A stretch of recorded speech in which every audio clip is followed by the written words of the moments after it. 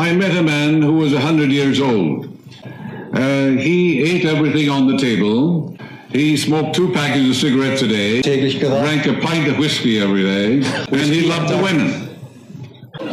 What's wrong with that? I asked him the secret of longevity. The secret of life is joy, inner peace, the invisible ingredient. What if everything you think you know about health is wrong? Imagine this. A man, 100 years old, sitting in the sun on an island in the Pacific. He's not sipping green juice. He's not doing yoga. He's not counting calories. No, this man smokes 2 packs of cigarettes a day. He drinks whiskey every day. He eats whatever he wants. And he's more alive than people half his age. Now ask yourself this. What secret does he know that most people don't? What hidden power is he using? Welcome to New Paradigm. Dr. Joseph Murphy met this man on the island of Bermuda. He asked him directly, "What's your secret? How are you still here, full of energy, with no signs of slowing down?" The man smiled, and then he said something that might just change your life. He said, "Every morning when I open my eyes, I say, 'This is the day the Lord hath made. I will rejoice and be glad in it.'" Then he said, for 10 to 15 minutes, he imagines a golden river of energy, God's power, flowing through him, reviving every cell in his body. He said it makes his whole body dance to the rhythm of the eternal. He had no grudges, no resentment, no stress, just joy, just inner peace. And he's not the only one. The hidden village of ageless people. Now picture another place, far away from Bermuda, high up near Nepal, in a place called the Hansa Territory. A Harvard doctor went there and couldn't believe what he saw. People living to 110, some to 135, even 150. These weren't sickly, frail elders lying in bed.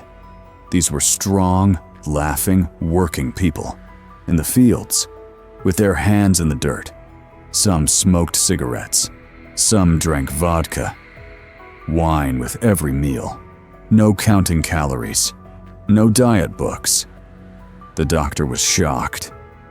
One woman, 135 years old, smoked all the time and drank wine with breakfast. He tried to keep up with them and got drunk, but they just laughed. So what was the real secret? It wasn't their food. It wasn't their rules. It was something else. It was something invisible. Inner peace, goodwill, laughter, harmony. They had no anger stored inside, no fear of the future. They lived with joy, not just in their faces, but in their hearts. What if you could tap into that too? Laughter and the invisible cure. Think about this. Humans are the only creatures on Earth that can laugh. Why? Dr. Murphy believed it's because laughter is how we release pride, how we remove pressure, how we reset our bodies. God gave us laughter to help us heal. When you laugh, something powerful happens. Your stress melts. Your mind clears. You connect with something higher. This is how you plug into what Dr. Murphy called God's river of peace. Just a few minutes a day, smiling, laughing, letting go.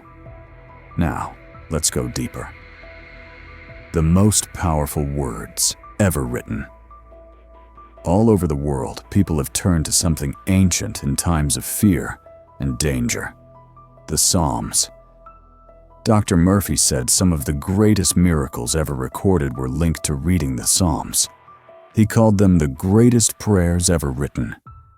And here's something strange. Even if you don't understand them completely, they still work. Why? Because these words have been used for thousands of years. They're written deep into what he called the universal subconscious mind. You may know it as the Akashic record. Every time someone reads these psalms with faith and emotion, they tap into that same spiritual power. They enter that same protective force field. Dr. Murphy recommends these: Psalm 23, Psalm 27, Psalm 91, Psalm 100, Psalm 39, and Psalm 37.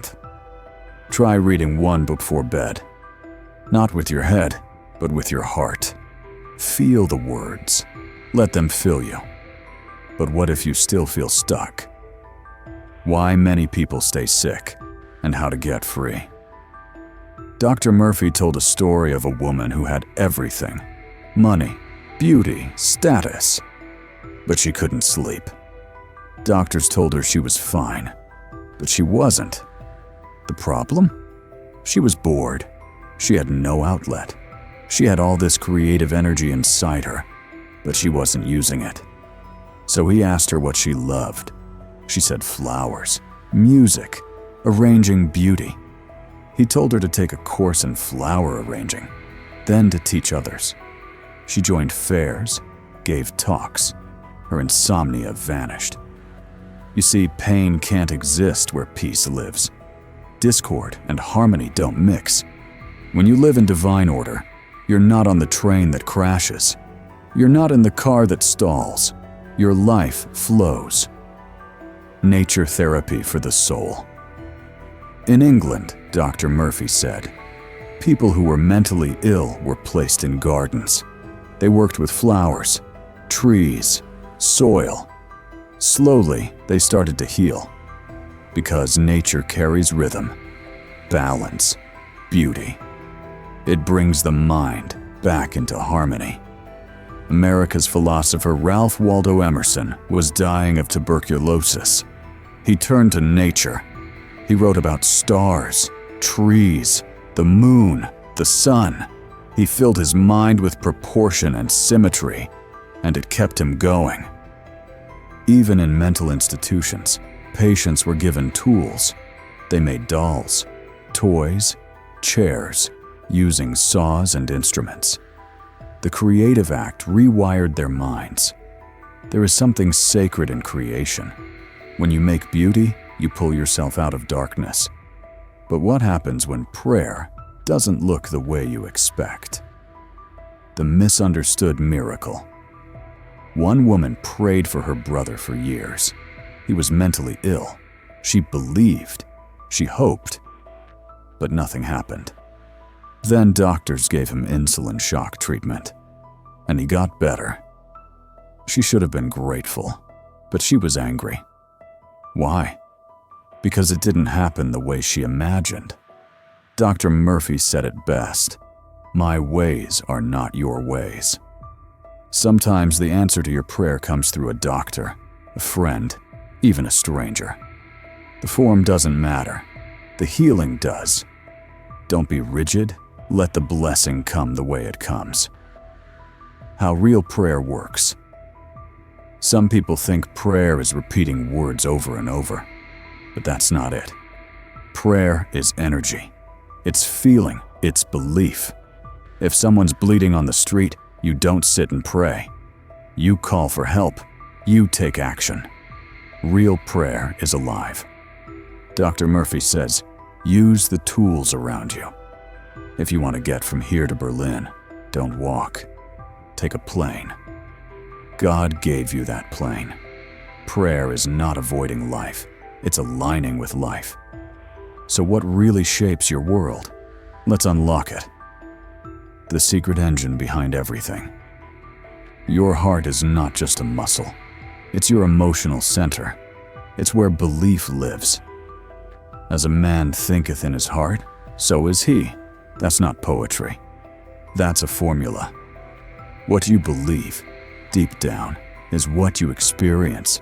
Not what you say out loud, but what you feel in your gut. Call it subconscious. Call it soul. It doesn't matter. What you impress there gets expressed out here. There's one final key to everything. The law of belief. Dr. Murphy said it clearly. It is done unto you as you believe. That's the law. Not opinion. Law. To believe is to be alive. When you really believe something, your whole being starts to move in that direction. You don't just wish, you expect. Most people live in fear. They believe in sickness, failure, scarcity, and that's what they keep getting. But you can believe in something different. Believe in the love of God, the guidance, the joy, the abundance. That's when the outer world starts to match the inner. Because what's impressed on the subconscious will be expressed in the experience. Always. The law of belief is the law of life, and it's always working. Right now. What's one belief you've carried deep down, good or bad, that you think has shaped your life without you even realizing it? Drop it in the comments. I'm seriously curious what's been running the show behind the scenes for you. And that's it for today. If this hit something deep or gave you a new way to see things, go ahead and smash that like button. Don't forget to subscribe to New Paradigm and tap the bell icon so you don't miss the next one. Stay sharp, stay open, and I'll see you in the next video.